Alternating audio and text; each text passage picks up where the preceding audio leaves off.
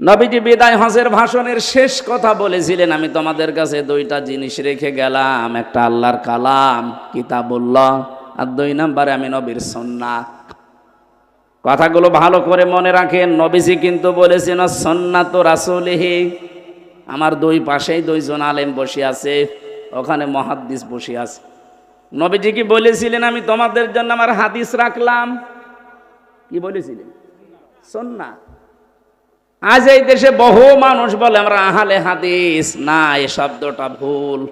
আপনি আহলে হাদিস দাবি করে শুধু হাদিস দিয়ে জীবন চালাতে পারবেন না। কথা বোঝেন আমার? এই জন্যে যারা বলে শুধু আমরা হাদিস মানি, সহি হাদিস, আপনি সহি মানেন, শুধু হাদিস দিয়ে চলতে পারবেন না। পৃথিবীতে এমন অনেক অনেক নিয়ম আছে যেটা হাদিস দিয়ে মানতে গেলে আপনি শেষ পর্যন্ত যেতেই পারবেন না। হাদিসে আছে, জিজ্ঞাসা করেন মুহাদ্দিসকে, আগুনে পোড়ানো জিনিস খেলে অজু ভেঙে যায়, আছে না? এখন যদি চা খান, এটা কি দিয়ে পোড়ানো? এই যে কিছুক্ষণ আগে তো খেয়ে আসলাম, তাহলে আমার অজু আছে? বাটামি করা জায়গা পান না? এরকম বহু জায়গা আছে। শুধু হাদিস মানি আমি, এই কথা যারা বলছেন আপনি বিভ্রান্তিতে আছেন। একটু চিন্তা ভাবনা করেন কোরআন হাদিস নিয়ে। আমরা শুধু আহলে হাদিস না, আমরা আহলে সুন্নাত ওয়াল জামাত। যদিও এই শব্দটাকে কিছু গরম সুন্নি, ঠান্ডা সুন্নি, মিঠা সুন্নি এরা চুরি করে নিয়েছে, ওদেরকে সর্বোচ্চ বলা যায় ওরা আহলে বেদাত, আহলে সুন্নাত না। সুতরাং সুন্নি যদি দাবি করতেই হয়, এই দেশে যারা আহলে সুন্নাত ওয়াল জামাত তারা দাবি করতে পারে। তারা সুন্নাতের জন্য মার খায়, তারা সুন্নাতের জন্য জেলে যায়, তারা সুন্নাতের জন্য ফাঁসির দড়ি গড়ায় নেয়। আর যারা সুন্নির ধ্বজাধারী, 3 দিন আগে দেখেছেন আমার তাহেরি ভাই পুলিশ দেখে পালিয়েছে।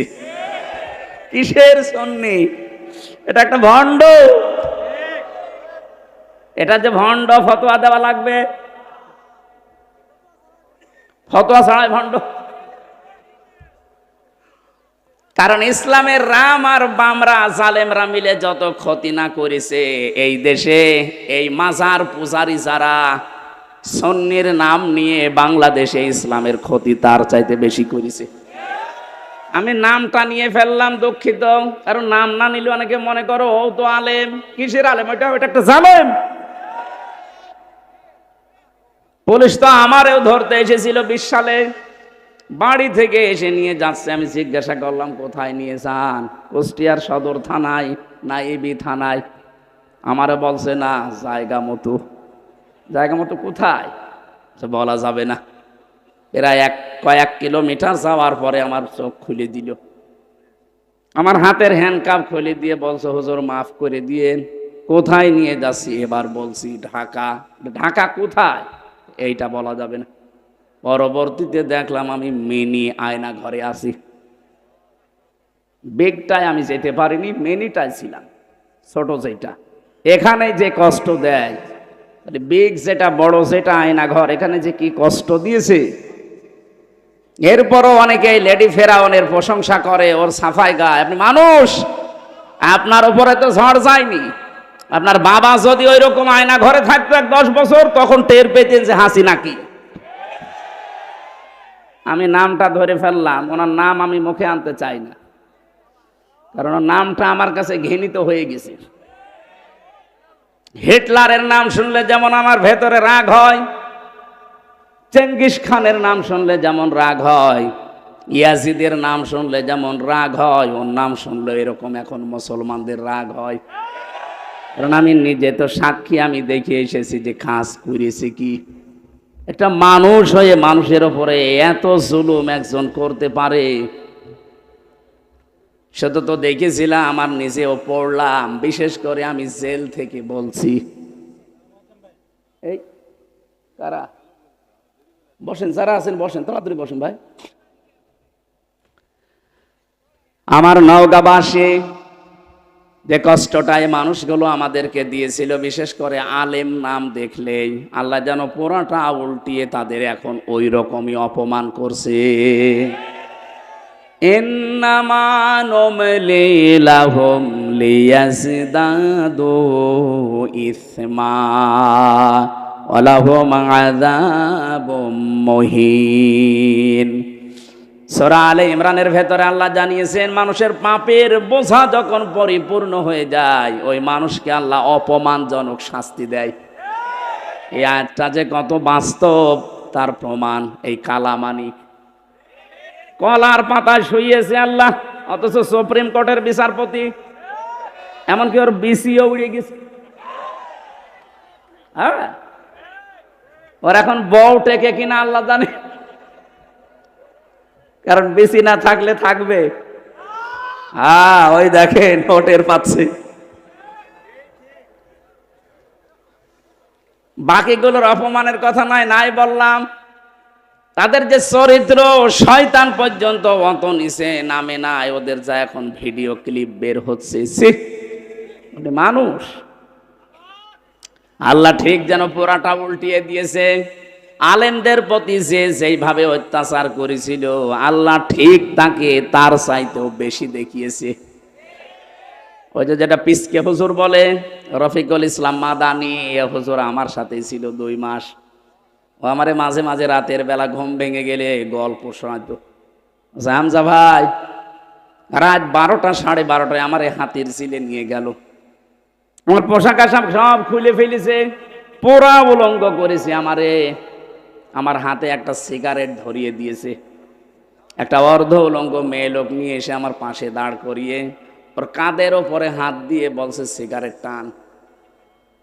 চারিদিকে যারা দাঁড়িয়ে আছে সব তো অস্ত্র নিয়ে, কারণ 2 দিকের রাস্তা ব্লক করা। কি করব, কিচ্ছু করার নেই। অসহায় হয়ে বলেছিলাম এক এসআই কে, ভাই আপনারা যা করছেন এটা কি হারুন সাহেব জানে না? মানে উনি তো করাচ্ছে। আমি তো অসহায়, এরপর আমি তো মাজলুম, নিজে এমনিতে ছোট মানুষ। যে মহিলাকে ওরা ভাড়া করে নিয়ে এসেছিল আমার চাইতে মনে হচ্ছে ডবল। ওরা আমি কাঁধে হাত দেব কি করে, এইভাবেও আমি সোয়া পাই না। আমার এ পর্যন্ত আমার বালিশ আর ওর বালিশ পাশাপাশি, যখন ওই ফাঁসির কন্ডেম সেলের ভেতরে ছিলাম, আমার পা চলে যায়, ওর আমার মাজার কাছে পড়ে থাকে। এতটুকু মানুষ, এত অসহায় মনে হচ্ছিল। চোখের পানি ছেড়ে দিয়ে মাজলুমের দোয়া যেহেতু কবুল হয়, বললাম রব্বুল আলামিন তুমি তো সব দেখতে পাচ্ছ। যে লোকটার উপরে এত ভরসা করেছি যে এই লোকটা অন্তত জানলে আমাদের অপমান করবে না, অথচ শুনলাম সেই নাকি এগুলো করাচ্ছে। আমাকে যেভাবে পুরাটা উলঙ্গ করে ওরা এখন ছবি তুলে জাতিকে দেখাবে আমি নাকি এইরকম, তুমি অবশ্যই কিছু দেখিও। আমার আল্লাহ ঠিক ওইটা কবুল করে নিয়েছে। ছোট হুজুরের আর কি দেখা গেছে, যাই হোক দেখা গেছে যেই লোকটার ইশারায় এটা হয়েছে, আল্লাহ তার 3 ইঞ্চি, কথা বলে না কেন, জিকির উঠে গিয়েছিল 3 ইঞ্চি 3 ইঞ্চি। আর মহিলারাও জিকির করতো 3 ইঞ্চি। কি গো, কি এটা কি? ওই হারুন আঙ্কেল এমনি আল্লাহ এগুলো করেনি, এদের পাপের বোঝা পরিপূর্ণ হয়ে গেছে। পরশুদিনও আমি গিয়েছিলাম কিশোরগঞ্জের মিঠামইন এলাকায়, দেখলাম যে রিসোর্ট বানিয়েছে, ওনার যে বেতন সরকারিভাবে আমি তো জানি কিয়ামত পর্যন্ত চাকরি করলেও ওই রিসোর্ট বানানো সম্ভব না। ওখানে থাকতে সর্বনিম্নই লাগে 10,000 এক এক রুম ভাড়া, আর ঊর্ধ্বে আছে 1 লাখ 1.5 লাখ। 1 রাত থাকবেন আপনি মাত্র একটা রুম নিয়ে, সর্বনিম্ন ভাড়া 10,000, উপরে যত বেশি আছে। এমন কোন জিনিস করে না এই হাওড়ের ভেতরে যে নেই, যা মনে চাবে আপনি তাই পাবেন। এই টাকাগুলো তো ফেরেশতারা দিয়েছে। বলেন, আমার মতো হামজাকে বাড়ি থেকে নিয়ে এসে বলছে 50টা মামলা দেব, সঙ্গে সঙ্গে 10 লাখ টাকা দিন। আমার মতো মানুষকে যদি এ কথা বলতে পারে বলেন, আর উপরে যারা তাদের কি করিস? এই জন্য পাপের বোঝা যখন মানুষের পরিপূর্ণ হয়ে যায়, ওই মানুষকে আমার আল্লাহ ছাড় দেয়, কিন্তু ছেড়ে দেয় না। আমি যে শব্দ নিয়ে বলছিলাম, যারা আহলে হাদিস দাবি করছেন আপনি ভুল পথে আছেন, বসেন এক জায়গায় আলেমদের সাথে, আপনি প্রমাণ করে মিলাতে পারবেন না। আপনি যদি এত হক আহলে হক দাবি করেন, আপনার আহলে হাদিসের নামের ভেতরে এতগুলো দল কেন? শুধু আহলে হাদিস এই নামের ভেতরে 7 দল। আপনি যদি সভাপতি সেক্রেটারি পদের লোভ নাই থাকবে, তে এতগুলো দল খুলে বসে আছেন কোন কারণে? নিজেদের ভেতরে তো আপনার মিল নেই। কথা বলে না কেন? এই শব্দটা আমরা জানি আলেমদের, আমি যাদের কাছে লেখাপড়া করেছি, আমার বিশ্ববিদ্যালয়ে doctor Abdullah Jahangir, doctor Lokman Hossain, doctor আবামা সাইফুল ইসলাম সিদ্দিকী সহ যাদের কাছে আমি পড়েছি, কওমি মাদ্রাসায় আমি শর্ট কোর্সে দাওরা হাদিস করেছিলাম, হাফেজি কারিয়ানা আমার জীবনে যাই পড়লাম কামেল পর্যন্ত মেলামেশা করে আমি যা দেখেছি, পড়াশোনা করে, এই শব্দটা গলদ। আহলে হাদিস আপনি বলবেন না, আপনি বলবেন আহলে সুন্নাত ওয়াল জামাত। যারা এই শব্দটা চুরি করে নিয়েছেন তারা এখন জাতির সামনে যেন এরা আহলে বেদাত এটা প্রমাণ হয়, প্রমাণ অলরেডি হয়ে গেছে। সারা বাংলাদেশ এখন আমি যাচ্ছি, আমি দেখতে পাচ্ছি চারিদিকে আওয়াজ উঠেছে যে ও আল্লাহর ওলিরা আন্দাজে দাবি করে আহলে সুন্নাত, ওগুলো আহলে ভণ্ড, আহলে বেদাত। নবীজি বললেন আমি তোমাদের কাছে সুন্নাহ রাখলাম আমার আদর্শ, বিশ্ব নবীকে আপনাকে মাস্ট বি মেনে নেওয়া লাগবে। উনি যখন নবুয়ত পেয়েছিলেন ওই দিন থেকে শুরু করে ইন্তেকাল পর্যন্ত, এটা রাহিকুল মাখতুমে পড়বেন। বিশ্ব নবী যেদিন নবুয়ত পেয়েছিলেন ঘোষণা, উনি তো নবী, কিন্তু ঘোষণা যেদিন হয়েছে 40 বছর বয়সে, এই দিন থেকে শুরু করে ইন্তেকাল পর্যন্ত পুরা 23 বছর। কেউ যদি বলে আমি একটা দিন শুধু মানি না, আপনি কাফের। কথা বুঝতেছেন? জ্ঞানী মানুষ যারা আছেন একটু খেয়াল করেন, নবীজির এই 23 বছরের নবুয়তের জিন্দেগির কেউ যদি বলে আমি এই হাফ দিন মানি না, সে কাফের। কারণ আল্লাহর নবীকে আল্লাহ শারিয় বানিয়েছেন, শরীয়ত প্রণেতা। উনি যদি বলতেন হা হালাল না হারাম, এত বড় পাওয়ার তার ছিল। 23 বছরে আমরা বাংলাদেশে অনেক মানুষকে দেখি ওনারা 13 বছর মানতে রাজি আছে, কিন্তু 10 বছর মানতে রাজি না। এখানে অনেকে বসে আছে এরকম। নবীজি 13 বছর মায়ের খেয়েছিলেন, হ্যাঁ হুজুর বলেন, আপনিও কাঁদেন আমিও কাঁদি, কিন্তু বাকি যে 10 বছর উনি মায়ের দিয়েছিলেন, ওইটা বলতে গেলে বলে এটা রাজনীতি। কথা বোঝেন না, আন্দাজে চিল্লান। হ্যাঁ কথা বোঝেন। নবীজিকে মানা লাগবে কি 10 বছর না 23 বছর? আরো জোরে। কোরআনে কারীম জানিয়েছে ইন কুনতুম তুহিব্বুনাল্লাহা ফাত্তাবিউনি ইউহিব্বুকুমুল্লাহ ওয়া ইয়াগফির লাকুম যুনুবাকুম আল্লাহু গফুরুর রহিম। হে নবী আপনি বলেন, যদি আল্লাহকে ভালোবাসি এই দাবি করো, নওগাঁবাসী এ দাবি আমাদের আছে না নেই? আমরা দল মত নির্বিশেষে ভালোবাসি আল্লাহকে, দাবি আছে না নেই? এ দাবি করি না আমরা? আমরা শুধু না, বিশেষ 4,500 ধর্ম এখন আছে। 4,500 ধর্মের যে ধর্মের মানুষ বলেন সে তার ধর্মের যিনি যাকে মেনে চলে তাকেও ভালোবাসে। আপনি হিন্দুদের জিজ্ঞাসা করেন ওদের দেবতাকে ভালোবাসে, খ্রিস্টানদের জিজ্ঞাসা করেন ওর গডকে ভালোবাসে, ইহুদিদের জিজ্ঞাসা করেন, পৃথিবীর যত জাতি আছে সেই যে ধর্ম মেনে চলে। মিনাল্লাযীনা ফাররাকু দীনাহুম ওয়া কানু শিয়া কুল্লু হিজবিম বিমা লাদাইহিম ফারিহুন। বলেন আল্লাহু আকবার। আল্লাহ পাক বলেন, হে নবী দুনিয়াতে যে যেই দলে আতে মসে আছে ও কিন্তু ওই দলের কর্মসূচি নিয়ে আনন্দে আছে, আর সে মনে করে এইটাই আসল, বাকিগুলো সব ডিলিট। এটা মনে হচ্ছে না সারা পৃথিবীতে যে যেই ধর্মে আছে, যে যেই মতে আছে, পথে আছে, ওইটাই তার কাছে সঠিক, আর বাইরে যা আছে সবগুলো ভুল। আল্লাহ বলেন তার দলীয় কর্মসূচি নিয়ে সে আনন্দে আছে। দুনিয়াতে সবাই যেহেতু দাবি করে আমরা আমাদের যিনি ইবাদত পাওয়ার যোগ্য তাকে আমরা ভালোবাসি। আমরা মুসলিম 200 কোটির উপরে, কত 200 কোটির উপরে আমরা এখন মুসলিম। আমরা সবাই এই কথা বলতে রাজি আছি যে আল্লাহ তোমাকে আই লাভ ইউ, ভালোবাসি। কথা বলে না কেন? আল্লাহ পাক বলেন এই দাবি যদি করে কেউ, তাকে আমি বলছি ইউহিব্বুকুমুল্লাহ, আমি আল্লাহ তোমাদেরকে ভালোবাসছি, বাসবো। ইউহিব্বু এটা মোজারে, বর্তমান, ভবিষ্যৎ, প্রেজেন্ট, ফিউচার, এর মাঝখানে একটা শব্দ আল্লাহ দিয়েছেন, ওইটা করলে। কেউ যদি বলে আল্লাহ তোমাকে ভালোবাসি, আল্লাহ বলেন এই কথা রাখ, আগে প্রমাণ কর, ফাত্তাবিউনি, আমার রাসূলের অনুসরণ করে। নগাবাসী বিবেকের কাছে আপনার প্রশ্ন, রাসূলের অনুসরণ করা লাগবে। উনি যখন রাসূল হয়েছিলেন ওই সময় থেকে না, মানে উনি তো জন্ম থেকেই পুরা মক্কা এলাকায়, পুরা আরব জানে কেউ নবী রাসূল বলতো আব্দুল্লাহ বিন মুহাম্মদ, এতটুকু না? ওনাকে সারা জীবন বেশিরভাগ 1 থেকে 40 বছর পর্যন্ত পুরা আরব জাহানে ওনাকে চিনতো আব্দুল্লাহ বিন মুহাম্মদ, আব্দুল্লাহর ছেলে মুহাম্মদ সাল্লাল্লাহু আলাইহি সাল্লাম। খুব বেশি হলো তার চরিত্রের কারণে বলতো আল আমিন, আস-সাদিক।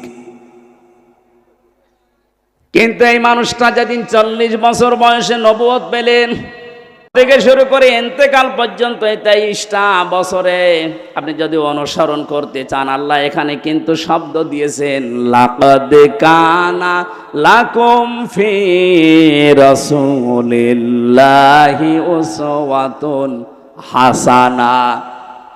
অবশ্যই তোমাদের জন্য মহত্তম আদর্শ লুকিয়ে আছে আমার রাসূলের ভেতরে। বলেন তো আল্লাহ কি মুহাম্মদ ইবনে আব্দুল্লাহ নামটা জানতেন না? কথা বলেন না কেন? খুব ভালো করে খেয়াল করবেন, বাইরে যে আবার গীবত করবেন যে কি বললো বুঝলাম না, এই জন্য খেয়াল করতে বলছি। আল্লাহ কিন্তু ভালো করে জানতেন যে আমার নবীর নাম মুহাম্মদ ইবনে আব্দুল্লাহ। এই শব্দটা না দিয়ে ফি রাসূলিল্লাহ দিলেন কেন? কারণ তিনি 1 থেকে 40 বছর পর্যন্ত পুরা আরব জাহানে রাসূলুল্লাহ বলে পরিচিত ছিলেন না।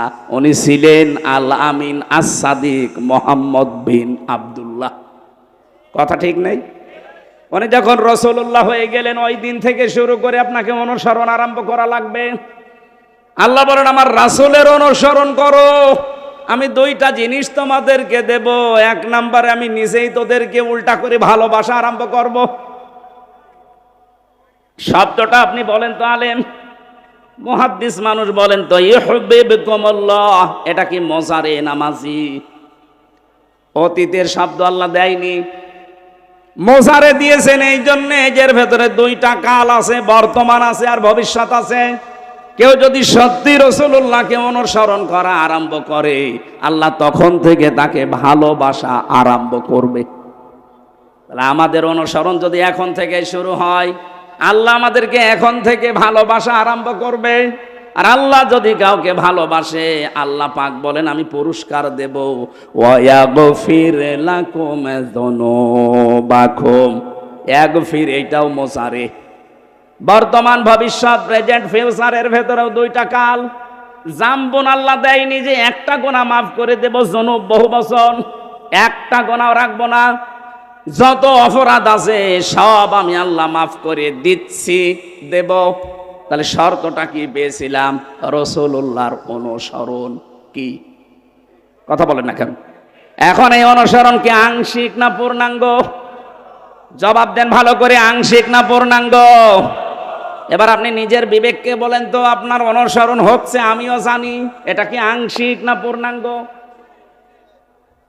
হয়তো আপনার সুরাত সিরাত দেখলে মনে হয় রাসূলের মতো, কিন্তু আপনার পরিবার রাসূলের মতো না। কথা বলছেন না কেন? আপনার এমন মেয়ে জন্ম দিয়েছেন যেটা স্কিন টাইট প্যান্ট পরে, নাকি নওগাঁয় নেই? একটা যুবতী মেয়ে 18 বছর 20 বছর বয়স, সে তার বাবার সামনে স্কিন টাইট প্যান্ট পরে গেঞ্জি গায়ে দিয়ে একসাথে বসে সিনেমা দেখছে, ওটা বাবা? হ্যাঁ, ও রুচি কি বলেন তো? ওকে মানুষ না জানোয়ারের চাইতেও খারাপ ওইটা। আমি এত নিকৃষ্ট শব্দ বলতাম না। বলেন এটা একটা বাবা বলা যায়? এই জন্য তো মাঝে মাঝে দেখি অঘটন ঘটে যায়। তাহলে আপনার অনুসরণ হয়তো আপনার মাথায় চুল রসুলের মতো কাটা আছে, দাড়ি আপনি রাসূলের মতো রেখেছেন, জোব্বা গায়ে দিয়েছেন, আপনার হাতে তসবিহ আছে, মানলাম আপনার পুরা বডি ঠিক আছে, আপনার পরিবার ঠিক নেই, আপনার সমাজ ঠিক নেই, আপনার রাষ্ট্র ঠিক নেই, আপনি অর্থনীতি ঠিক নেই। অর্থনীতির যে একটা ইবাদত অনেকে জানেই না। অর্থনীতি একটা ইবাদত না? ব্যবসায়িক যে নিয়ম নীতিগুলো আছে না, কয়জন বুঝতে পারে বা কয়জন পালন করে? আজ ব্যাংকিং ব্যবস্থার নাম শুনলে মানুষ নাক সেটকায়, এটা দুনিয়ার জিনিস। আরে ভাই, বিশ্বনবীর একটা ব্যাংক ছিল বাইতুল মাল। কি আমি কি বানিয়ে বলছি? আল্লাহর নবী নিজে ব্যবসা করেছিলেন। আল্লাহর নবীর ব্যবসায়িক সিস্টেম ছিল মুদারাবা। ইসলামী ব্যাংকের যদি কেউ থাকেন, এই যে মুশারাকা, মুদারাবা, মুরাবাহা, বায়ে সালাম, বায়ে ইস্তিসনা, বায়ে মুআজ্জাল, বায়ে ওয়াহিদায় যে 18টা নিয়ম আছে, এক একটা পয়েন্টের ভেতরে কতগুলো কথা সূক্ষ্ম সূক্ষ্মভাবে আল্লাহ লুকিয়ে দিয়েছেন। ওই জামানায় যারা কাফের তারা বলতো ব্যবসা আর সুদ ওই একই, অথচ আল্লাহ বলেন আমি ব্যবসাকে হালাল করেছি আর সুদকে হারাম করেছি। আজ আমাদের ব্যবসাগুলো সত্যি যাকাত ভিত্তিক অর্থনীতি না থাকার কারণে সুদ ভিত্তিক অর্থনীতির সাথে জড়িয়ে গেছে, যেখানে সুদ খেলে মায়ের সাথে জেনা করার গুনাহ হয়। এলাকায় আছে কিনা আমি জানি না, অনেকে টাকা ছেড়ে রাখে, মাসে মাসে 1000 টাকা দিলে 200 টাকা করে বেশি দেয়। এটা যে প্রকাশ্য সুদ আপনি কিন্তু নিজেও জানেন। কি আর সুদ খেলে কোরআন বলছে আল্লাহ রসুলের সাথে যুদ্ধ করার শামিল। এটা বড় গুনাহ। আর ছোট গুনাহ হচ্ছে মায়ের সাথে 33 বার জেনা করা। এত ঘৃণিত কাজ কেউ করবে দুনিয়ায় বলেন? অথচ এখানে বহু টুপি মাথায় দেওয়া দাড়িওয়ালা মানুষ এই কাজ করে, টাকা ছেড়ে রাখে, টাকা আসে। এই কাজ যারা করছেন এক্ষুনি বাড়ি যে লাভের এই টাকা নেওয়া বন্ধ, আমি না খেয়ে মরে যাব, মায়ের সাথে জেনা করব না। কারা কারা এই টাকা ছেড়ে দেবেন হাত তোলেন তো। খুব আরামে আছে। না না ভাই, আপনি হাত তুললেন, আপনার তো শরম করার দরকার ছিল। আমি আশা করছি আপনি ছেড়ে দেবেন আগামীতে। না বুঝেও যদি হাত তুলে থাকেন, যদি এই কাজে কেউ থাকেন, ইসলামী অর্থনীতিটা পড়েন, সূরা বাকারার 178, 79, 80, 81, 82 এই যে আয়াতগুলো খেলা করার জন্য দেয়নি। ইসলামী অর্থনীতির ব্যাপক কথা এর ভেতরে সাজানো আছে। এটা একটা ইবাদত। আপনি রসুলের অনুসরণ করলে, রসুল ব্যবসা করেছেন মুদারাবা। মুদারাবার সিস্টেম কি? আমি টাকা দেব, আপনি শ্রম দেবেন। খাদিজা টাকা দিয়েছে, রাসূলুল্লাহ শ্রম দিয়েছে। এক কথা বলছেন না কেন? আপনি জিজ্ঞাসা করে দেখেন আলেমকে, খাদিজা টাকা দিয়েছে, রাসূলুল্লাহ শ্রম দিয়েছে। এইটাই মুদারাবা, এটা ইসলামী ব্যাংকে আছে। বাকি যে ব্যাংকগুলো আছে আপনি আবার রাগ করেন না, আপনারটা নেই, এই জন্য তো আমি বলছি না। আমি পাবো কোথায়? আমি কি জোর করে আপনার সাথে লাগাবো? আপনার ওখানে আছে প্রকাশ্য সুদ। বলেন ইসলামী ব্যাংকে? হ্যাঁ আছে। রাষ্ট্রীয়ভাবে যাকাত কায়েম না হওয়া পর্যন্ত এই দেশে কোনো ব্যাংক 100% সুদ থেকে মুক্ত হওয়া সম্ভব না। কিন্তু ইসলামী ব্যাংকে কারবার করার জন্য আমি আহ্বান জানাবো এই কারণে, আপনি যদি এদের শরিয়া বোর্ড আছে, এদের আলেম আছে, আলিয়া মাদ্রাসা, কওমি মাদ্রাসা, বিশ্ববিদ্যালয়ের বড় বড় স্কলার যারা, ইসলাম বোঝে যারা, মাসলা মাসাইল যারা উদ্ভাবন করতে পারে, এই মানুষগুলো এর সাথে জড়িয়ে আছে। চট্টগ্রামের কওমি মাদ্রাসার সবচাইতে বড় আলেম মাওলানা ওবায়দুল্লাহ হামজা। এই বাংলাদেশে কওমি মাদ্রাসার ভেতরে যদি 10 জন আলেম থাকে, উনি একজন। কি কথা বোঝেন আমার? এই আলেমকে জিজ্ঞাসা করেন। ওবায়দুল্লাহ হামজা কত বড় মাপের আলেম। সাজ্জাদ মাওলানা কামাল উদ্দিন জাফরি হাফিজাহুল্লাহ, বাংলাদেশে যদি 10 জন থাকে তার ভেতর উনি একজন। এই জন্য আপনি নির্দ্বিধায় ইসলামী ব্যাংকে চোখ কান বুঝে কাজ করবেন। যদি গোনা হয় ওদের হবে, কারণ যাকাত ভিত্তিক অর্থনীতি যতদিন কায়েম না হয় ততদিন আপনার অসুবিধা নেই। নবীজি নিজে 13 বছর মক্কায় নামাজ পড়েছে না পড়েননি? বলেন না কেন? কিভাবে পড়লেন? কারণ তখনও তো কাবা শরীফের ভেতরে 360টা মূর্তি। উনি কি মূর্তি সামনে নিয়ে নামাজ পড়লেন না? মানে এবার আপনি বলেন তো, নবীজি নিজে 360টা মূর্তির সামনে নিয়ে কাবা শরীফে নামাজ পড়লেন, ওনার নামাজ হয়? হয়েছে এই কারণে, কারণ ওনার হাত ছিল না। উনি যে মূর্তিগুলো সরাবে ওই অবস্থায় উনি নেই।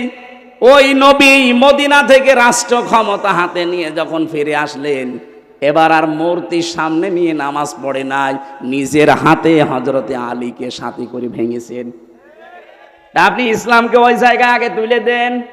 দেখেন এই দেশের ব্যাংকিং ব্যবস্থা, এই যে অগ্রণী, সোনালী, রূপালী, চৈতালি, যত ব্যাংক আছে একটাতেও সুদ থাকবে না, আমি গ্যারান্টি দিচ্ছি। বিশ্বের বহু মুসলিম দেশে আমি গিয়ে দেখেছি যেখানে সুদ নেই, তাদের ব্যাংক চলছে না? চলছে। তাদের জাকাত ভিত্তিক অর্থনীতি রাষ্ট্রীয়ভাবে আছে। আমাদের রাষ্ট্রীয় জাকাতের নিয়ম নীতি রাষ্ট্রীয়ভাবে সরকারিভাবে কায়েম করে দেন, এক সলির মধ্যে 4 আনাও সুদ খেতে পারবে না। তাহলে এটা যে যতদিন কায়েম না হয় ততদিন আপনি তো কারবার করবেন, নামাজ পড়বেন না। মূর্তির সামনে নিয়ে তো এখন নামাজ পড়া লাগছে। সুতরাং যতদিন ইসলামে দেশে রাষ্ট্রীয়ভাবে কায়েম না হয় ততদিন আমার মনে হয় এই দেশে ইসলামী ব্যাংকের উপরে যেহেতু আর কিছু নেই, আপনি পাবেনও না।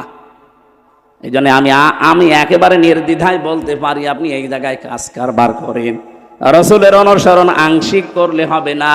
বিশ্বনবী নিজে রাজনীতি করেছেন না করেননি?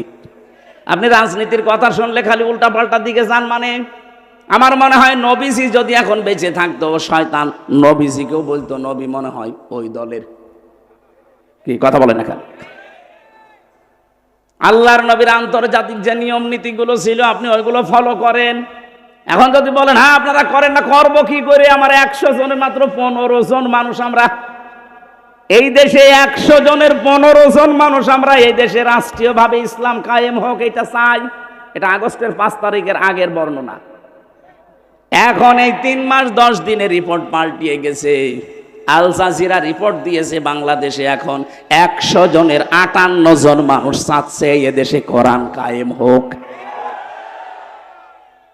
এটা যদি সত্যি আর কিছুদিন যেতে দেন, আমার তো মনে হচ্ছে যে হারে মানুষ ইসলামে ঝুঁকতেছে, কারণ অনেক কিছুই দেখা শেষ। কোরআনের বাংলাদেশ 54 বছর তো আমরা দেখলাম কম বেশি, না দেখি নাই? বলেন, বাবা চালিয়েছে, চাচাও চালিয়েছে, কারো স্বামী চালিয়েছে, কারো বউ চালিয়েছে, আর আপাত চালাইলো। এখন শুধুমাত্র দেখতে বাকি আছে আল্লাহর কোরআন দিয়ে দেশটা চললে কেমন দেখা যায়। মুসাফির অবস্থায় আছি আমি, এখনো মাজলুম অবস্থায় আছি, অসুস্থ আছি, এখনো দোয়া করছি এই লক্ষ মানুষ নিয়ে, আল্লাহ দুনিয়ায় যদি তোমার কিছুই ভালো না লাগে আমাদের জীবনের, অন্তত মুসাফিরের দোয়া তোমার নবীজি বলেছে ফেরত আসে না। বড় আশা নিয়ে আকাঙ্ক্ষা নিয়ে আমরা বলছি, বাংলাদেশে চরম চোখে 56,000 বর্গ মাইল কোরআনের হাতে তুলে দাও। তাহলে রাসূলের অনুসরণ করা লাগবে কি আংশিক না পূর্ণাঙ্গ? আরো জোরে বলেন। এই পূর্ণাঙ্গ অনুসরণ যখন আপনি করতে যাবেন তখন মনে করবেন যে আল্লাহ আপনাকে কেবল ভালোবাসা আরম্ভ করলো। আমি কথা বোঝাতে পেরেছি? তার মানে এখনো এই দেশে অনেক পীর, অনেক আলেম, অনেক বক্তা, অনেক মুফাসসির, অনেক মুহাদ্দিস, অনেক শাইখুল হাদিস এখনো আল্লাহর ভালোবাসায় পাওয়া আরম্ভ করেনি, যাদের পূর্ণাঙ্গ অনুসরণ নেই। এই যে আজকে রমজান ভাই বলছিল মাওলানা মামুনুল হককে, মাওলানা আমির হামজাকে যেদিন ধরা হয় ওই দিন যদি দেশের মানুষগুলো যারা তাওহীদি জনতা, বিশেষ করে 48,000-এর উপরে পীর আছে এই দেশে। আরে ভাই, ইমানের সংজ্ঞা তো পড়েছেন আপনিও, মান রাআ মিনকুম মুনকারান ফালিয়ুগাজ্জিরহু বিয়াদিহি ফাইল্লাম ইয়াস্তাতিউ ফাবিলিসানিহি ফাইল্লাম ইয়াস্তাতিউ ফাবিকলবিহি ওয়া যালিকা আযাফুল ঈমান। বুখারী শরীফের হাদিস। হযরতে আবি সাঈদ খুদরি থেকে বর্ণিত, বিশ্বনবী বলেন, তোমাদের ভেতরে কেউ যদি অন্যায় কাজ দেখে সে যেন হাত দিয়ে বাধা দেয়। হাত যদি প্যারালাইজড হয়, পারে না, তাহলে মুখ দিয়ে সে যেন বলে। মুখে যদি জোর না থাকে, সে যেন অন্তরে পরিবর্তনের চেষ্টা চালায়। এইটাও যদি পরিকল্পনা কারণ না আসে, এটা ইমানের সর্বনিম্ন স্তর। এটাও নেই আপনার ভেতরে ইমান নেই, আপনি একটা বেঈমান। যখন আস্তে আস্তে করে রমজান মাসে আলেমদেরকে ধরে ধরে জেলে দিচ্ছিল, এদেশের তাওহীদি জনতা যারা ইমানের সর্বনিম্ন স্তরও ছিলেন, যদি সবাই এক বাক্যে 48,000 পীরগুলো যদি নেমে পড়তো যে না, কোনো আলেমকে বিনা কারণে জেলে যেতে দেব না, কোনো জালেমের খবর হতো না। আমি তো ভেতরে যেয়ে দেখেছিলাম অনেক জালেম ভয়ে ছিল, অনেক জালেম তারা নিজেরা বলা করতো না, এগুলো ঠিক হচ্ছে না, দেশের জনগণ যদি খেপে যায় তখন আমাদের কিন্তু উল্টাপাল্টা হয়ে যাবে। ভেতর থেকে তো বাইরে প্রকাশ করব কি করে, আমাদের তো 24 ঘন্টা ফাঁসির কন্ডেম ছেলে তালা মারা। এই জন্য ভাবতাম যদি এই কথাগুলো বাইরে পৌঁছিয়ে দিতে পারতাম, এ বিনা কারণে এই আলেমদেরকে বাংলাদেশে বছরের পর বছর ছেড়ে থাকা লাগতো না। কারণ ওরা তো জানে যে আমরা অবৈধ, ওদের তো ভয় আছে একটা। আজকের সভাপতি দেখলাম শামসুজ্জোহা খান, সাবেক সংসদ সদস্য, লিখেছেন ইনি কত সালের এমপি আমি জানি না, যদি 2008 থেকে 24 পর্যন্ত কেউ এমপিতে পাশ করে নাম দেয় যে সাবেক এমপি, এটা অবৈধ। কারণ আপনাকে আমরা ভোট দেইনি। 8 সাল থেকে শুরু করে 24 পর্যন্ত কোনো নির্বাচন হয়নি, সবগুলো পাতানো। কথা বলেন না কেন? সুতরাং যারা 8 সাল থেকে 24 সাল পর্যন্ত এমপি মন্ত্রী, কোনোদিন পোস্টারে লিখতে পারবেন না সাবেক এমপি সাবেক মন্ত্রী।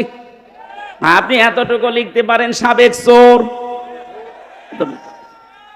না আর একটু বেশি করে লিখবেন যে সাবেক ডাকাত। কারণ আপনি ভোট ডাকাত, আপনি ভোট চোর, এইটা লিখবেন, অসুবিধা কি? কথা বলে না কেন? আপনি এই শামসুজ্জোহা খানের মতো সাবেক এমপি লিখতে পারবেন না, কারণ এটা নির্বাচনের এমপি, আর আপনি ইলেকশনে না।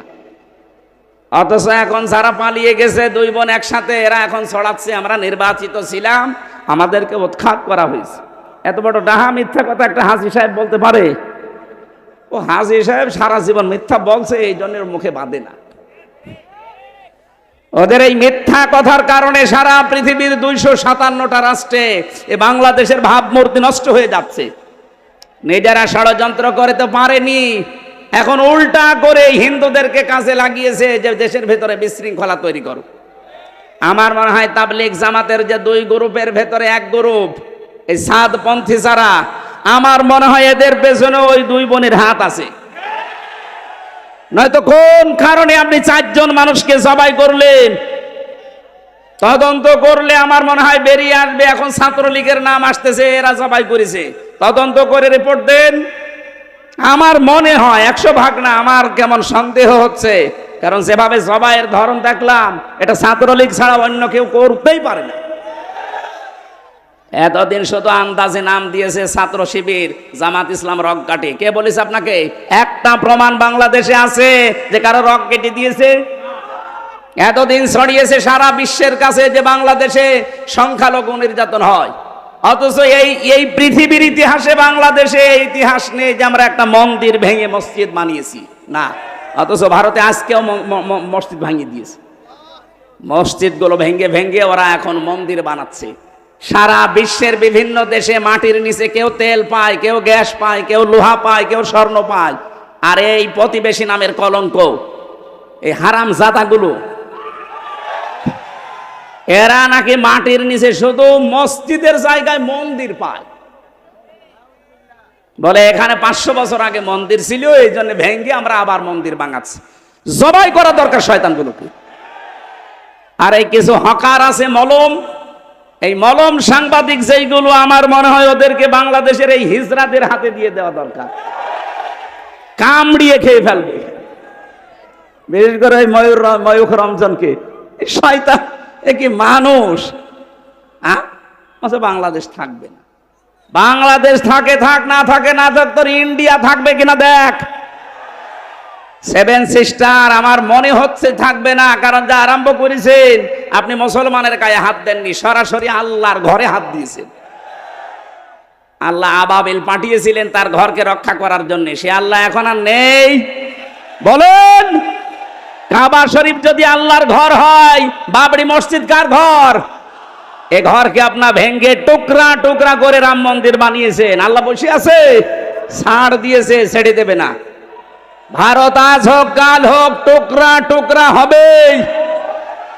আজকেও দুইজন কোলাঙ্গারকে পিটিয়ে দেশের জনগণ হাসপাতাল পাঠিয়েছে সকালবেলা। ওরা নিজেরা এখন কন্ট্রোলে নেই। ওদের পেঁয়াজগুলো, রসুনগুলো, এরপরে ওদের ঝাল, আলু সব বর্ডারে পৌঁছতেছে। আমাদেরকে ভয় দেখায় যে না খাওয়িয়ে মারবে। আমাদের খাবারের মালিক কি তোরা? কে বলেন? পৃথিবীর 200 কোটি মুসলমানের আর কিছু না থাকে, ঈমান আছে যে আমাদের খাবার শুধুমাত্র আল্লাহ দেয়, কারণ তার নাম রাজ্জাক। তার নাম কি? তোদের খাবারের কি হবে চিন্তা কর।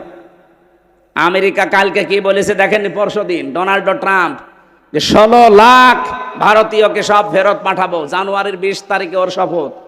যাতে মাতাল হলো তাহলে ঠিক আছে, আরো তো এক রোকা। দেখেন কি করে। যদি সত্যি এটা করে, মোদির গদিতে আগুন লেগে যাবে, ধুতি সামলাতে সামলাতে শেষ।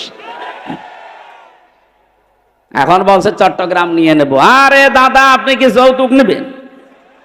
আর মেয়ে তো পালিয়ে গেছে, কিসের যৌতুক? ও মেয়ের বিয়েই তো আমরা মানি না, পালানো মেয়েকে এখনো মেনেই নেয়নি, যৌতুক তো আরো দূরের কথা। আর যার সাথে পালিয়েছে ওর সাথে কি মেয়ে বিয়ে দেওয়া যায়? ওর হচ্ছে ফুল হাতা আর আমাদের হাফ হাতা। ওর ফুল হাতা না?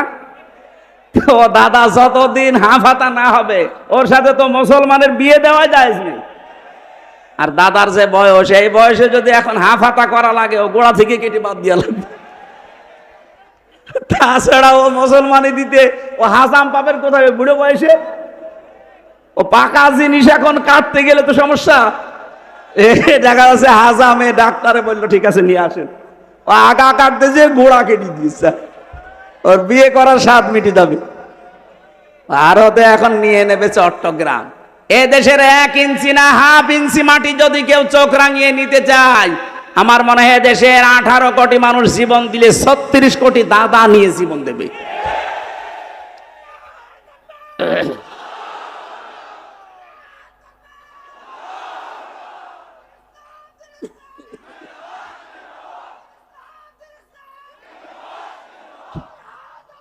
আলহামদুলিল্লাহ ভাই,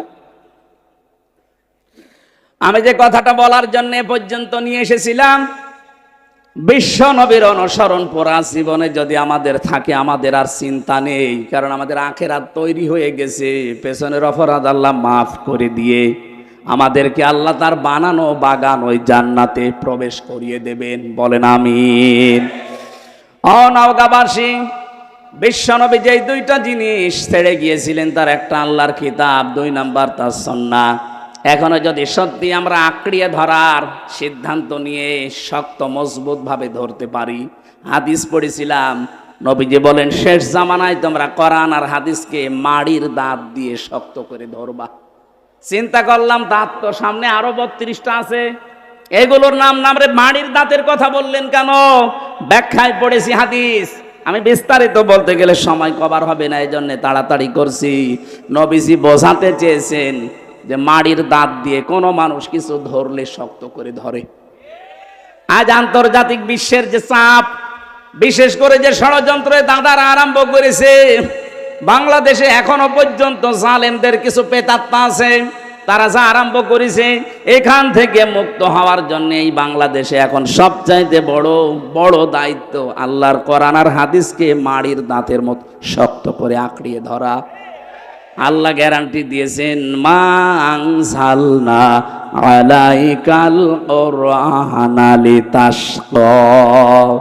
কোরআন আমি তাশকার জন্য নাজিল করি নাই, আপনাকে বিপদে ফেলবে, কষ্ট দেবে না। আঁকড়িয়ে ধরেন, দেখেন আপনাকে আমি উপরে তুলে দেব। আল্লাহ জানেন এটা আঁকড়িয়ে ধরার মাধ্যমে সেখানে তোলার কথা ওই জায়গায় যেন আমাদেরকে তুলে দেয়। বলেন আমিন। আমি ওই রকমই আয়াত পড়েছিলাম আজকে, সূরা কাসাস। মুসা আলাইহিস সালামের জীবনে দিয়ে আল্লাহ আরম্ভ করেছেন। পৃথিবীর মানুষকে কিছু শিক্ষা আল্লাহ এখান থেকে দিতে চান। আল্লাহ বলেন তসিম মিম, এর অর্থ কেউ জানে না। তিলকা আয়াতুল কিতাবিল মুবিন, এগুলো সব স্পষ্ট কিতাবের আয়াত। তাহলে কোরআন শরীফের প্রথম বর্ণনা এই যে কোরআন স্পষ্ট। কোরআন কি? যদিও আমাদের কাছে স্পষ্ট না, আমাদের অনেকের কাছে কোরআন অস্পষ্ট। এই জন্যে এই মাদ্রাসাগুলো, আপনি এখানে আসেন, পড়েন। এখানে আমার মনে হয় বয়স্ক শিক্ষা আছে কিনা জানি না, এইটাও বিভিন্ন মাদ্রাসায় চালু করা দরকার। এই ছেলেরা মেয়েরা বয়স্ক শিক্ষা মাগরিব থেকে এশা পর্যন্ত, ফজরের পর থেকে যেহেতু কাজে কামে বেরিয়ে যান, মাগরিব থেকে এশা পর্যন্ত 1 ঘন্টা সময় দেন। এভাবে 1 দিন 2 দিন 1 মাস 2 মাস 5 মাস 1 বছরে দেখবেন আপনি কোরআনের অনেক কিছু আয়ত্ত করে ফেলেছেন। কোরআনে কারিম আল্লাহ আমাদেরকে দিয়েছেন স্পষ্ট আয়াত, আর আমরা এখনো পর্যন্ত কোরআনের কাছে না আসার কারণে এখনো অস্পষ্ট হয়ে আছে আমাদের কাছে। আমরা পূর্বের জামানার জীবনী পড়ি, যারা কোরআনের কাছে এসেছে ওই মানুষগুলো কোনোদিন আর গোপনে থাকে নাই। হযরত ওমর মুসলমান হয়েই বলেছিলেন, হে নবী, যে কোরআন শুনি আমি মুসলমান হলাম, সূরা তাহা। আপনি বলেন তো এটা কি সত্য? হ্যাঁ, 100% সত্য। তিনি বলেছিলেন এই সত্য জিনিস আর গোপনে থাকবে না, আপনি আমাকে অনুমতি দেন, আমি এই মুহূর্তে কোরআনের পক্ষে একটা মিছিল করব। তিনি মুসলমান হয়েই ওপেন হতে চায়, আর আমরা মুসলমানেরা কোরআন পড়ে পড়ে আরো বলে যে হুজুর আমি গোপনে আছি। এটা টাটকা শয়তান। তুই কিসের কোরআন পড়িস যে গোপনে থাকবি?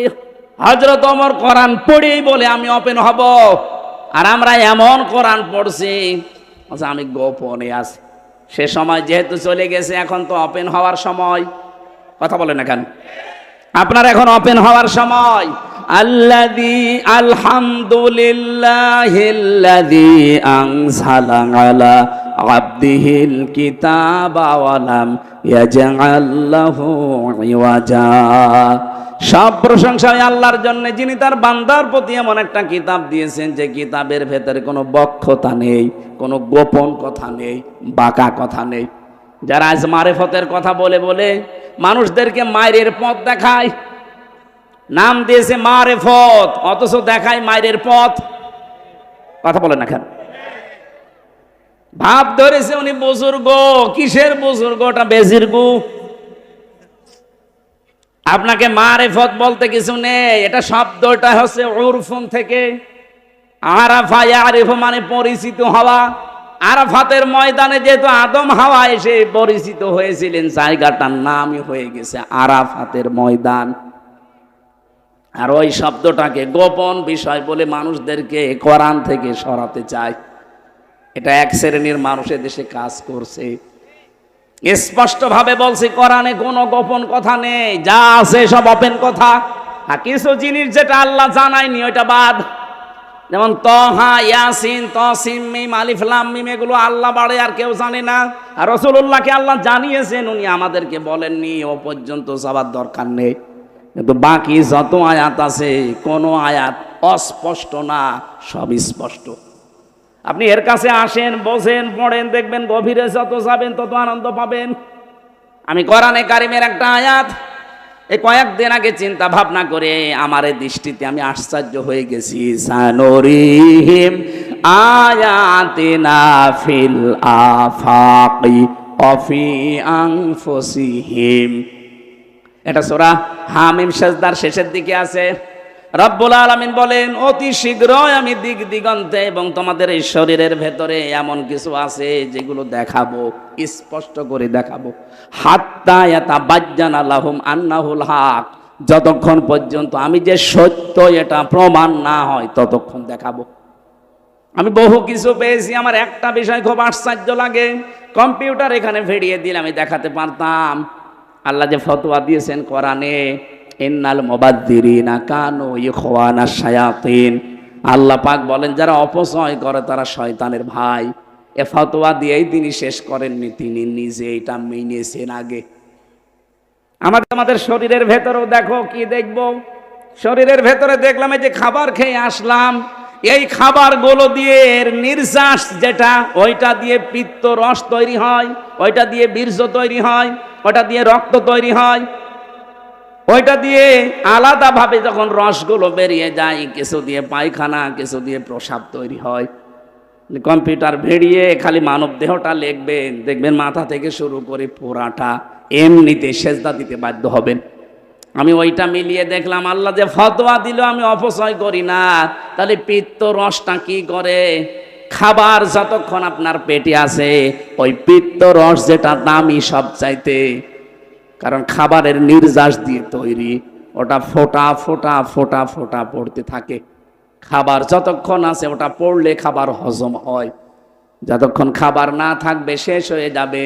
কারণ খাবার খাওয়ার 1 ঘন্টার ভেতরে পেটে আর খাবার থাকে না, ওটা টয়লেট হয়ে যায়। যতক্ষণ খাবার থাকবে ততক্ষণ পড়বে।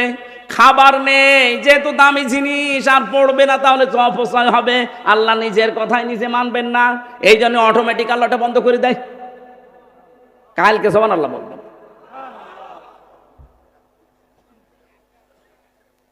কোরআনের প্রতিটি শব্দ চিন্তা ভাবনা যদি করেন, যে কোনো শব্দ নিয়ে, অবশ্যই আল্লাহ আপনাকে ওই শব্দ দিয়ে জান্নাত পর্যন্ত নিয়ে যাবে। তা আমাদের দেশে তো এই সিস্টেমগুলো নেই। কোরআনের একটা গবেষণাগার নেই, অথচ লালন গবেষণাগার তৈরি হচ্ছে। কয় মন গাঁজা খেয়েছে ওইটা চিন্তা ভাবনা করে। একটা শব্দ নিয়ে কোরআনের আল্লাহ যেটা দিলেন, আফালা ইয়াতাদাব্বারুনাল কোরআন, কি হয়েছে তোদের? আমার কোরআন নিয়ে কেন চিন্তা ভাবনা করো না? এজন্য দেশের ধনী ধনী মানুষ যারা আছেন, আমরা আহ্বান জানাবো, যারা ভালো ভালো নাম করা আলেম, যারা চিন্তা ভাবনাশীল, এদেরকে নিয়ে আপনার কোরআনের ইনস্টিটিউট, গবেষণাগার বানান, কোরআন রিসার্চ সেন্টার বানান। মানুষ যেন কোরআন থেকে তথ্যগুলো বের করে জাতির সামনে উপহার দিতে পারে। আমরা ওগুলো পাই না, পড়বো কি করে? যতটুকুই চিন্তা ভাবনা আসে মাথার ভেতরে, দেখি না কিছু করলে একটা নতুন তথ্য বের হয়ে যায়। বলেন তো, এই চিন্তা যদি কোনো খ্রিস্টান করে, যে কি অপলক সৃষ্টি এটা, বলেন তো অপরূপ। খাবার থাকলে পড়বে, খাবার না থাকলে কে বন্ধ করছে? ওটা আল্লাহ নিজে বন্ধ করে দিচ্ছে। আল্লাহ বলেন, হাত্তা ইয়াতাবাজ্জানা লাহুম আন্নাহুল হক আওয়ালাম ইয়াকফি বিরাব্বিকা আন্নাহু আলা কুল্লি শাইইন শাহীদ।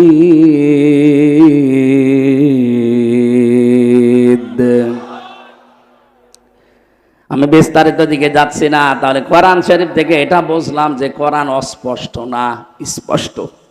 এবার আল্লাহ আমাদেরকে মনে হচ্ছে হাত দিয়ে ডাকছেন, এই এদিকে আয়। নাতলো, আমি তেলাওয়াত করে তোদেরকে এখন শোনাবো।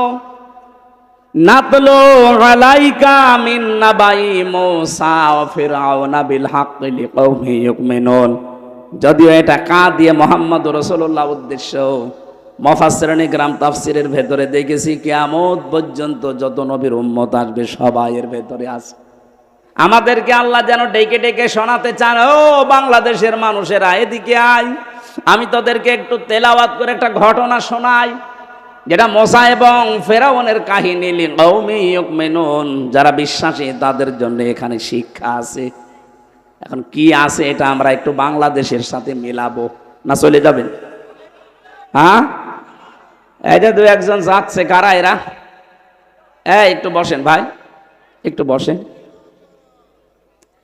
আল্লাহ রাব্বুল একটু ভালো করে মিলাবেন, দেখবেন আমার তো মনে হচ্ছে খাপের খাপ মুমতাজের বাপ মিলে যাবে। ইন্না ফিরআউনা আলা ফিল আরদি, আল্লাহ পাক বলেন অবশ্যই ফেরাউন তার রাজ্যের ভেতরে ফেরাউন আলা ফিল আরদি, জমিনে সে কিছু করতে চেয়েছিল। কি করতে চেয়েছিল? ফেরাউনের যে কাজ কারবার হাজার হাজার বছর আগে, সে উলু প্রকাশ করতে চেয়েছিল, উদ্ধত্ত, নিজের এলাকায়, নিজের দেশে। ওটা তো হাজার হাজার বছর আগের কাহিনী। আল্লাহ আমাদেরকে তাহলে শুনিয়ে তার লাভ কি? আল্লাহ জানে যে 1500 বছর পর মুহাম্মদুর রাসূলুল্লাহ বিদায় নিয়ে 1500 বছর পরে এমন সময় পৃথিবীতে আসবে, সেখানে 257টা রাষ্ট্র হবে, বাংলাদেশ নামে একটা দেশের আবিষ্কার হবে। এই দেশে লেডি ফেরাউন একজন তৈরি হবে না, এটা আল্লাহ জানে না? ওই সময় ফেরাউন যা করেছিল আমি মিলিয়ে দেখলাম, লেডি ফেরাউন তাই করেছে। এই দেখেন মিলান, ওয়াজাআলা আহলাহা শিয়া, ফেরাউন ওই জামানায় তার জমিনের ভেতরে, তার দেশের ভেতরে মানুষদেরকে সে দলে বিদলে বিভক্ত করে করে ছোট ছোট দল বানিয়ে রেখেছিল। বাংলাদেশেও দেখেন, লোক যত বেশি তার চাইতে দল বেশি। এমনও দল আছে এই দেশে শুধু সভাপতি আর সেক্রেটারি, তাছাড়া কেউ নেই। এ কথা বলছে না কেন? শুধু টুপি মাথায় দেয়, এদের ভেতরে সে প্রায় 54টা দল। জেনারেল যারা, তাদের ভেতরে 27টা। নবীজি বলেছিলেন আমার উম্মতের ভেতরে 72 কাতার হবে, শুধু একটা কাতার জান্নাতে যাবে, বাকি সব যাবে জাহান্নামে। 73 কাতারের। আমি যদি ওই সমস্ত দলকে কাতার বানাচ্ছি না, আমার ওটা আবার আলাদা সাবজেক্ট। আমি ফেরাউনের কর্মসূচি আপনাকে বলছি। আল্লাহ বলেন ওর প্রথম কাজ ছিল এইটাই। এদিকে তাকান, ওর প্রথম কাজ ছিল মানুষকে দলে বিদলে বিভক্ত করে রেখেছিল। ওর উদ্দেশ্য ছিল মানুষ যত বেদলে বিভক্ত হবে আমার ক্ষমতা তত পাকাপোক্ত হবে। কারণ মানুষ এক জায়গায় না হতে পারলেও প্রতিবাদ জানাবে কি করে? যারাই আসে তারা 5 জন, এরা আসে এরা 8 জন, ওরা আসে ওরা 2 জন, খালি সভাপতি আর সেক্রেটারি কেউ নেই। এরা সবাই যদি এক হয়ে এক বাক্যে আসতো তাহলে তো আমার যে চেয়ার, এ চেয়ার থাকার কথা না। এই জন্য ওর প্রথম কাজ ছিল যেভাবেই হোক দলে বিদলে বিভক্ত করে রাখা লাগবে। বাংলাদেশে আজ মানুষের ভেতরে এত দলের পেছনে ভারতের দায়ী। ওরা গোপনে গোপনে আমাদেরকে এই কাজ করায়।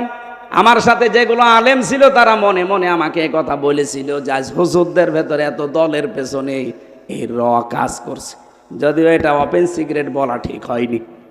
এদের তালে পা দেবেন না, এটা ফেরাউনের চক্রান্ত। ফেরাউন বলেছিল আমি কেন এটা করতে চাই জানো? তাদেরকে আমি দলে বিদলে বিভক্ত করে দুর্বল করে রাখতে চাই।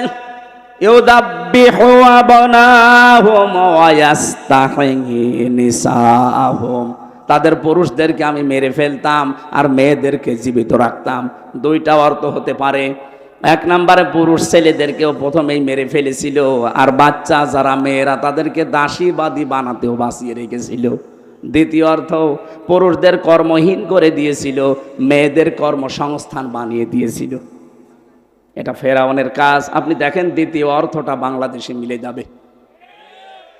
কত পুরুষ মানুষ আয়ে বিয়ে পাশ করে বসে আছে, চাকরি নেই। মেয়েটা ম্যাট্রিক ফেল, তার 3 জায়গায় চাকরি। এক কথা বলছে না? এটা ফেরাউনের চক্রান্ত। কারণ মেয়েরা যেখানে সময় বেশি দেয় তার সাথে মহব্বত ভালোবাসা বেশি হয়, এইটাই নিয়ম। ও স্বামীর সাথে থাকে 4 ঘন্টা আর বসের সাথে থাকে 18 ঘন্টা। এরকম পরিবেশ বাংলাদেশে ছিল না, এখনো আছে। এটা পাল্টাতে হবে। মেয়েদের অভ্যাসই এইটা, যার সাথে সময় বেশি কাটাবে তার সাথে মহব্বত বেশি হবে। এই জন্য অনেকের স্বামী বিদেশ চলে যায়, তখন ওর পাশের বাড়ির জলিমদ্দির সাথে ওর দেবরের সাথে সময় বেশি কাটানো লাগে। মহব্বত স্বামীর চাইতে পাশের বাড়ির জলিমদ্দির সাথে বেশি হয়। আপনাদেরকে একটা কথা বলছি, জীবনেও কোনোদিন বিবাহিত মেয়ে লোক বা ভাবি, প্রতিবেশীর স্ত্রী, এদের সাথে ভুল করেও লাইন করতে যাবেন না। কারণ আপনি না পারবেন তাকে বিয়ে করতে, না পারবেন কষ্ট সহ্য করতে। কি কথা বলছেন? অবিবাহিত কোনো মেয়ে লোক যদি অসহায়, বিধবা অথবা স্বামী পরিত্যক্তা, এরকম মেয়ে লোক ভালো লাগে বিয়ে করে ফেলেন। কিন্তু সাবধান, পাশের বাড়ির ভাবির সাথে অথবা প্রতিবেশীর স্ত্রীর সাথে অথবা বিবাহিত কোনো মহিলার সাথে লাইন করতে যাবেন না। কারণ তার স্বামী যতদিন না ছাড়বে আপনি বিয়ে করতে পারবেন না। আর বিয়ে করতে না পারলে যতদিন আপনি লাইনে থাকবেন শুধু কষ্ট পাবেন। এইরকম লাইনে যারা আছেন আজকে থেকেই তাওবা করবেন যে না, আমি এক্ষুনি ওই ভাবির মোবাইল নাম্বার ডিলিট করে দেব। কারা কারা পারবেন হাত তোলেন। 2-1 জন মুরব্বী হাত তুলেছে। ওর তো মোদি দাদার মতো অবস্থা, ওর হাত তোলার দরকার কি? না, সম্মানিতা মা বোনেরা, মেয়েরা এসেছে, মেয়েরা সম্মানিতা মা বোনেরা, এটা শুধু পুরুষের জন্য না, এটা মহিলাদের জন্যেও। নারী পুরুষ এই জেনা, বিশেষ করে চোখের জেনা আর মনের জেনা, এই দুইটা জেনা থেকে যদি আমরা বাঁচতে চাই তাহলে দুইটা ঔষধ খাওয়া লাগবে। সূরা নূর 18 নম্বর পারা 12 নম্বর পৃষ্ঠা 7 নম্বর লাইনের 30 নম্বর আয়াত এটা। অকুল্লিল মুমিনিনা ইয়াগুদ্দু মিন আবসারিহিম ওয়া ইয়াহফাযু ফুরুজাহুম যালিকা আযকা লাহুম। আমি সহ যারা এখানে আছি, নারী হোক আর পুরুষ হোক, মাত্র 15 দিন এই ঔষধটা খাবেন। এলাপতি, হোমিওপ্যাথি না গাছগাছড়া? আল্লাহর নিজের বানানো ঔষধ। আল্লাহ বলেন মুমিন পুরুষদেরকে এবং মুমিন নারীদেরকে বলে দেন তারা যেন পর নারী পর পুরুষ থেকে প্রথমে তাদের চক্ষু নিম্নগামী করে। 14 জন পুরুষ আর 14 জন মহিলা বাদ দিয়ে যার সামনে যত কিছু পড়বে আল্লাহর ঔষধ আজকে থেকে খাওয়া লাগবে। এই যে আজকে মহিলারা এসেছে, এরাও যদি সামনে পড়ে যায়, ওটা যদি আপনার মা হয় আপন মা, যদি খালা হয় আপন খালা, যদি নিজের বোন হয় আপন বোন, নিজের মেয়ে হয় আপন মেয়ে, নিজের ফুফু হয়, নিজের পুত্রবধূ হয়, এরকম 14 জন মহিলা এবং 14 জন পুরুষ, বাবা ছেলে, নিজের আপন ভাইয়ের ছেলে, আপন বোনের ছেলে, নিজের মেয়ের জামাই, এরকম 14 জন পুরুষ 14 জন মহিলা বাদ দিয়ে সামনে যেই পড়বে সঙ্গে সঙ্গে আল্লাহর কথা মনে করে চোখ নিচের দিকে করবেন। যদিও শয়তান ওদেরকে জাল হিসাবে রাখবে, তারপরও শক্ত কন্ট্রোল করেন নিজেকে। 2 নম্বরে লজ্জা স্থানের হেফাজত করা। ইল্লা আলা আজওয়াজিহিম আও মা মালাকাত আইমানুহুম ফাইন্নাহুম গায়রু মালুমিন। আল্লাহ পাক বলেন নিজের জায়েজ স্ত্রী ছাড়া অন্য কোনো কারোর স্ত্রী কামনা করাই জায়েজ নেই। করা না, শেষে হর্ষাই আছে, করাই জায়েজ নেই। অথচ যারা আজ পরকীয়া প্রেম করছি বলে এক জিনিস আর আমি কতদিন কি করব, এই জন্য অন্য জায়গায় লাইন করেছি। আপনি যদি এই কথা বলেন তো আপনার বউ তো এই কথা বলতে পারে যে ও ছাতায় এক জিনিস আর পর দিন আমি আর এক জায়গায় করি। এই যে নিজের স্ত্রীর প্রতি আজ আকর্ষণ নেই, অন্যের বউ দেখলেই কেমন যেন আকর্ষণ হয়, ভালো লাগে, এমনি না। এই কারণে, কারণ আমার লজ্জা স্থান এবং চোখের হেফাজত নেই, এই জন্য অন্যের বউ দেখলে খুব ভালো লাগে, নিজেরটা দেখলে আর ভালো লাগে না। খালি 15 দিনে ঔষধ খাবেন, 15 দিন দেখবেন নিজের স্ত্রীর প্রতি আকর্ষণ বাড়বে, নিজের স্ত্রীর প্রতি চাহিদা বাড়বে। পৃথিবীর অন্য কোনো মহিলা যত সুন্দর হোক দেখলে আপনার কাছে আর ভালো লাগবে না। এই ঔষধটা খাওয়া যাবে না। এক কথা বলে না কেন? ফেরাউন যা করেছিল, মেয়েদেরকে কর্মসংস্থান দিত আর পুরুষদেরকে অকর্মা করে রাখতো। এই লেডি ফেরাউন তাই করেছিল। ও মানুষকে বোঝাতো যে আমরা সমান অধিকার দিতে চাই। এদিকে যে জারজের কারখানা তৈরি হচ্ছে ও টের পাচ্ছে। নিজের ছেলে বিয়ে দিয়েছে খ্রিস্টান মহিলার সাথে, বলে আহলে কিতাব। কিসের আহলে কিতাব? পৃথিবীতে শুধু মুসলমান ছাড়া বাকি যা আছে সবগুলো কাফের। সে ইহুদি হোক, খ্রিস্টান হোক, বৌদ্ধ হোক, হিন্দু হোক, মাজুসি হোক, সব কাফের। আপনি যদি প্রমাণ করতে পারেন যে ওরা মুসলমান, কারণ কোরআন আসার পরে সবগুলো ডিলিট হয়ে গেছে, আর বলে না উনি আহলে কিতাবের মেয়েদের বিয়ে করছে, ভণ্ডামি করার জায়গা পান না। ওর পাশে যারা থাকতো তারা ওকে বোঝাইতো আপনার অসুবিধা নেই, খ্রিস্টান মেয়ে তাতে কি, হতো আহলে কিতাব। আমি এই কথা সিঙ্গাপুরে বলেছিলাম, এই কারণে আমার উপর ওদের রাগ। আমাদেরকে কাফের বললো। আরে ভাই, কাফেরকে কাফের বলবো, অসুবিধা কি? এই জন্য আমার আর জাতি দেয় না। আমার মতো এই লোকের চেহারা ওনারাও ঢুকতে দেয়। সত্য কথা বলতে সে নিজের দেশ হোক আর সিঙ্গাপুর হোক, মালয়েশিয়া হোক আর আমেরিকা হোক, কোন জায়গায় আমি পিছপা হয়নি, কোনোদিন হব না। এটা যদি সিঙ্গাপুরে মরণের আগে যেতে না দেয় আমার কোনো দরকার নেই, কিন্তু সত্যটা তো জানা লাগবে যে কাফের, আপনি কাফের। ইমান ভাঙার 10টা কারণ আছে না হুজুর? তার ভেতরে 7 নাম্বার কারণ, কাফেরকে কেউ যদি কাফের মনে না করে সেও কাফের। এক কথা বলেন না কেন? আপনি কাফের, আপনাকে আমি কাফের বলবো না মুসলমান বলে আমি কি আমার ইমান হারাবো? আল্লাহ পাক বলেন ইন্নাহু কানা মিনাল মুফসিদিন, ও ফ্যাসাদ সৃষ্টিকারী ছিল। এবার আল্লাহ আমার নিজে তার নিজের আশা ব্যক্ত করছেন, ফেরাউন তো এই কাজ করেছিল। ওয়া নুরিদু আন্না মুন্না আলাল্লাযীনা ইসতুদঈফু ফিল আরদি ওয়া নাজআলাহুম আইম্মাতাও ওয়া নাজআলাহুমুল ওয়ারিসিন। আমি আল্লাহ একটা আলাদা ইচ্ছা করলাম। আমার ইচ্ছা কি, ফেরাউন যেই দলটাকে কোন ঠাসা করে রেখেছিল, এই যে হাজার হাজার দলে বিভক্ত করে একটা দলকেও টার্গেট করে কোন ঠাসা করে রেখেছিল, অত্যাচার জুলুম নির্যাতন করে ছোট করে রেখেছিল, ওই দলটা মুসা নবীর দল। কথা বলে না কেন? আমি আল্লাহ চাইলাম মুসা নবীর এই দলের উপরে আমার মানান করতে। মানান মানে অনুগ্রহ, দয়া। আমি আল্লাহ তাদের উপরে আমার অনুগ্রহ করলাম, জাতির নেতৃত্বে তাদেরকে আমি আল্লাহ দান করলাম এবং জমিনের ওয়ারিশ বানিয়ে দিলাম। এই আয়াতটা মনে হচ্ছে 2024 সালের 5 আগস্টের পরে নাজিল হয়েছে। এক কথা বলে না কেন? এত বছর যাদেরকে মিথ্যা তহমত দিয়ে উল্টা পাল্টা কথা দিয়ে আপনি কণ্ঠাসা করে রেখেছিলেন জাতির কাছ থেকে, নিজেরাই রাজাকারের তালিকা বানিয়েছেন 10,000, সেখানে 8,060 জন হচ্ছে আওয়ামী লীগের, মাত্র 37 জন জামাত ইসলামের, তারপরও প্রায় 13 জন বেরিয়ে গেছে। এই মিথ্যা কথা ছড়িয়ে ছড়িয়ে কি পেলেন? এখন তো সবই যাচ্ছে নিজের দিকে। আল্লাহ বলেন এই তো পুরোটা উল্টিয়ে আমি ওই জাতির ভেতরে মুসা নবীকে, তার দলকে আমি প্রতিষ্ঠা দিলাম এবং জমিনের ওয়ারিশ বানিয়ে দিলাম। বাংলাদেশে এই আয়াতটা এখন আল্লাহ আমাদেরকে মনে হচ্ছে দেখাবে। এই কথা বলছে না কেন?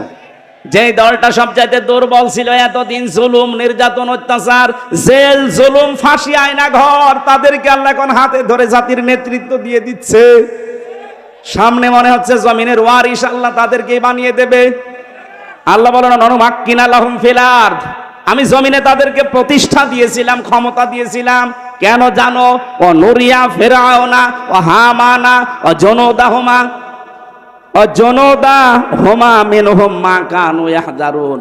ফেরাউন, হামান এবং তার দল বল সবচাইতে বেশি ভয় পেত সেই দলকে নিয়ে, মুসা নবীর দল। আমি আল্লাহ ওদেরকে দেখাতে চেয়েছি, দেখ জমিনের শাসন তাদের হাতে দিলাম। আমার তো খাপের খাপা একটা মিলে যাচ্ছে, কারণ কোরআনের পাখি যতগুলো দোয়া করেছিল একটা দোয়া আমার আল্লাহ ফেরত দেয়নি, সব কবুল করে নিচ্ছে। উনি স্বপ্ন দেখেছিলেন এই দেশে একটা জালেমও ইঁদুরের গর্ত পাবে না, ঠিক এখন সেই অবস্থা। উনি স্বপ্ন দেখেছিল এই জমিনে জালেমদের নাকের ডগায় পথ পথ করে কালেমার পতাকা উড়বে, সে অবস্থা চলে আসতেছে। উনি স্বপ্ন দেখেছিল এই জমিনে জালেমদের এই দেশে প্রত্যেকটা জায়গায় ইসলামের পরিপূর্ণ ইসলাম কায়েম হবে। এইটা এখন বাকি আছে। আল্লাহ যেন এটা আমাদেরকে সামনে দেখায়। যেহেতু নবীদের দোয়া আল্লাহ ফেরত দেয়নি, লাকাদ সাদাকাল্লাহু রাসূলাহুর রুইয়া বিল হক, অবশ্যই আল্লাহ তার রসুলের স্বপ্নকে সত্য রূপ দিয়েছিলেন। রসুল তো এখন নেই, রসুলের নায়েব আছে। কি এটা রসুলের নায়েব না?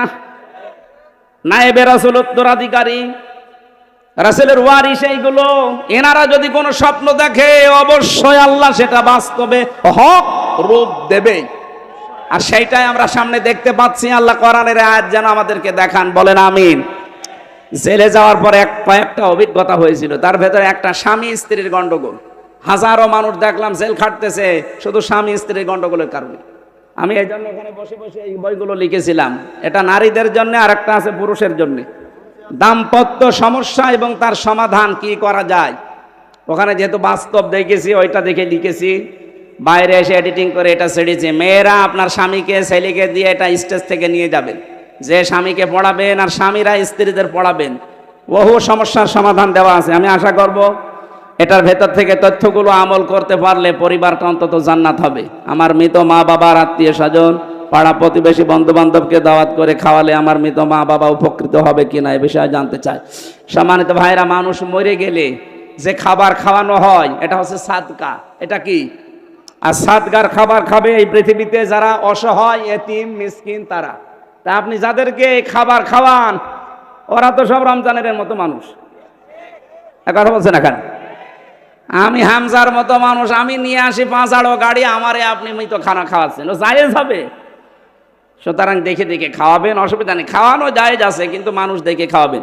আমার কালকে দিনের বেলায় মাহফিল সেই পটুয়াখালী বাউফল সকাল 9টায়, এখন রাত্রে ঢাকা, ওখান থেকে ওরা নিয়ে যাবে আবার দিয়ে রংপুর দিয়ে যাবে। এই জন্য আমি আজকে আর টানতে পারছি না, মাপ চাই, আগামী থেকে আসলে আবার কথা বলবো ইনশাল্লাহ। এই বইটা যাওয়ার পরে এখান থেকে মোনাজাত শেষ হলে স্টেজ থেকে নিয়ে যাবেন। আল্লাহুম্মা আমিন।